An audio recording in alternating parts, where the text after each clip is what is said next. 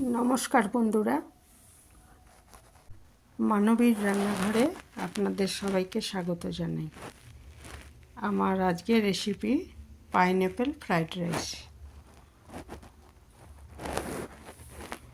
অত্যন্ত সুস্বাদু এই রেসিপিটি কীভাবে করেছি দেখে নিই।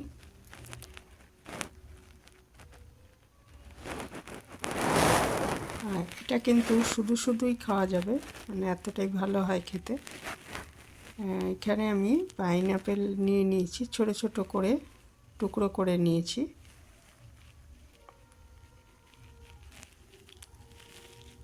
আর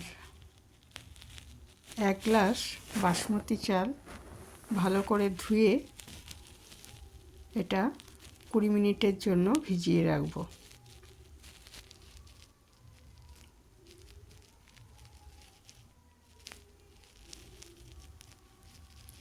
ভালো করে ধুয়ে নিচ্ছি দুবার, তারপর 20 মিনিটের জন্য এটা ভিজিয়ে রাখবো।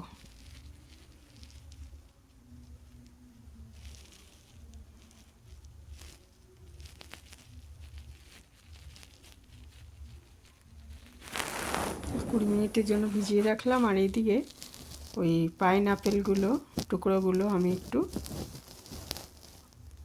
রান্না করে নিচ্ছি। অলিভ অয়েল দিয়ে দিলাম, এটা সয়াবিন অয়েল বা অন্য সাদা তেলও করতে পারবেন। তারপরে পাইনঅ্যাপেলের টুকরোগুলো দিয়ে দিলাম, দিয়ে এটা একটু নুন দিয়ে নাড়াচাড়া করতে থাকবো। আর দিয়ে দেব খুব সামান্য মিষ্টি, ছোট 1 চামচ চিনি এর মধ্যে দিয়ে এটা আগে একটু রান্না করে রাখতে হবে। একটু সামান্য চিনি দিয়ে দিচ্ছি। খুব মিষ্টি ছিল আনারসটা, খুব সামান্য চিনি দিলেই হবে, না দিলেও চলবে। এটা নিজের থেকেই জল ছেড়ে গেছে। এবার জলটা শুকানো অবধি এটা রান্না করব, তাহলে কি হবে, ওই পাইনঅ্যাপেলগুলো সেদ্ধ হয়ে যাবে, টুকরোগুলো সেদ্ধ হয়ে যাবে।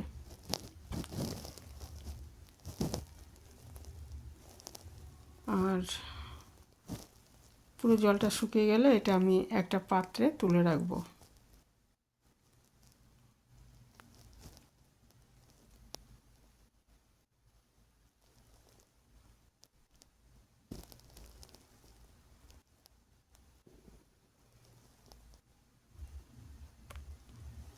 দেখুন শুকিয়ে এসছে জলটা, এটাকে আমি তুলে রেখে দিচ্ছি।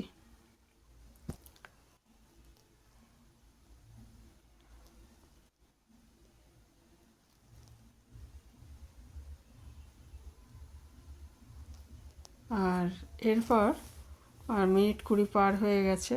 ওই বাসমতি রাইসটা এবার রান্না করে নেব। আমি 1.25 গ্লাস মতো জল দিচ্ছি, যেহেতু 1 গ্লাস চাল আর বাসমতি চাল বলে আমি 1.25 গ্লাস জল দিয়ে এটা একটা সিটি দিয়ে রান্না করে নেব। রান্না করে এই যে ভাতটা আমি করে নিয়েছি।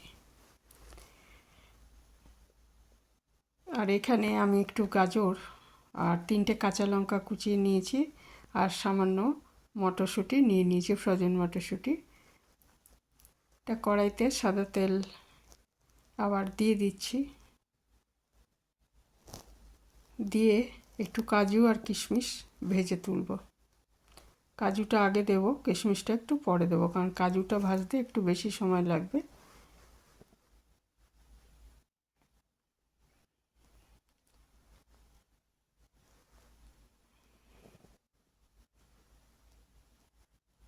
কাজু আর কিশমিশ ভেজে আমি তুলে রেখে দেবো।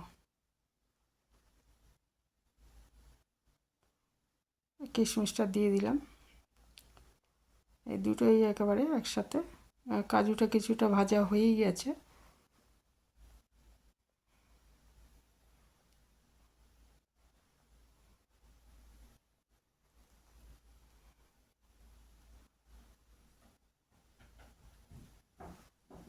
এরপরে সাদা তেলের মধ্যে একটু রসুন কুচি দিয়ে দিলাম, তার একটা বড় পেঁয়াজ টুকরো করে রেখেছিলাম সেটা দিয়ে ভালো করে ভেজে নেব এটা আগে। রসুন আর পেঁয়াজ ভাজা হয়ে গেলে এর মধ্যে আমি দিয়ে দিচ্ছি গাজরের টুকরো, মটরশুঁটি আর একটু কাঁচা লঙ্কা কুচি, 3টে কাঁচা লঙ্কা টুকরো করে রেখেছিলাম। দিয়ে দিয়েছি পরিমাণ মতো নুন। নুনটা বুঝে দিতে হবে। এইখানে আমি নুন দিলাম কিছুটা, এরপরে আবার ভাতগুলো দেওয়ার পরও আমি অল্প নুন দিয়ে দেবো এর মধ্যে।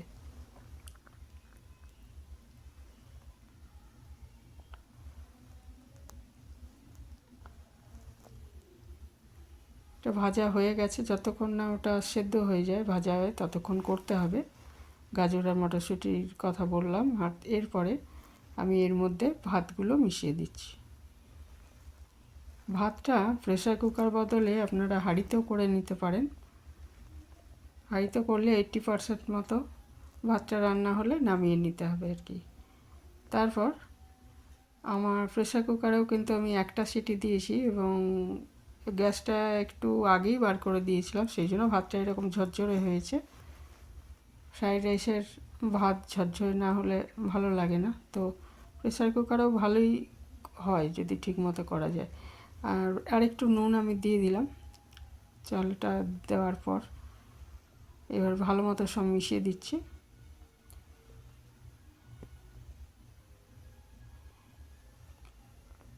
দিয়ে দিচ্ছি খুব সামান্য মিষ্টি। মিষ্টিটা নিজের খুব ছোটো চামচে 1 চামচ দিয়েছি, এটা ইচ্ছে করলে আরেকটু বেশি দিতে পারেন, যেরকম মিষ্টিটা পছন্দ করবেন সেই রকম দেবেন আর কি। সামান্য দিতে হবে মিষ্টিটা। দিয়ে দিচ্ছি আমি সয়া সস, 1 থেকে 2 চামচ সয়া সস এখানে দিতে পারেন।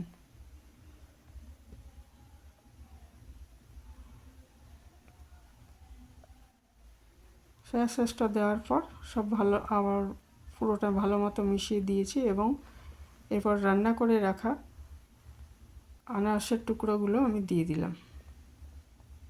আর সামান্য নুন আর চিনি দিয়ে এটা আমি তেলে নাড়াচাড়া করে সেদ্ধ করে নিয়েছিলাম, সেটা দিয়ে দিলাম। আর লাস্টে আমি দিয়ে দেব সামান্য ভিনিগার। 1 চামচ ভিনিগার মিশিয়েছি, আর যদি ভিনিগার না থাকে তাহলে 1 চামচ লেবুর রস দেবেন। তবে লেবুর রসটা যখন মেশাবেন তার আগে আঁচটা বন্ধ করে দেবেন আর কি, একদম লাস্টে মেশাবেন। এই কাজু কিশমিশ দিয়ে দিলাম।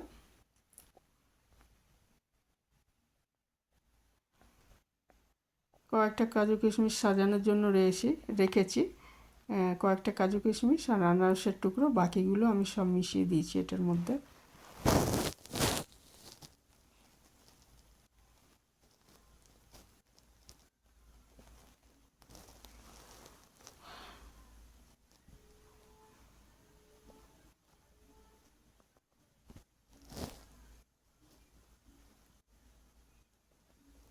সামান্য ভিনিগার মিশিয়ে দেওয়া হয়েছে টেস্টটা বাড়ানোর জন্য। এই জায়গায় লেবুর রসও দেওয়া যায়।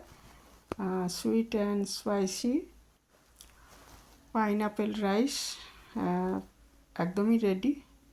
এটা শুধুই খাওয়া যাবে, এতটাই ভালো হয় খেতে। এখানেই শেষ করলাম। ভালো থাকবেন সবাই। যারা এ পর্যন্ত দেখলেন অসংখ্য ধন্যবাদ।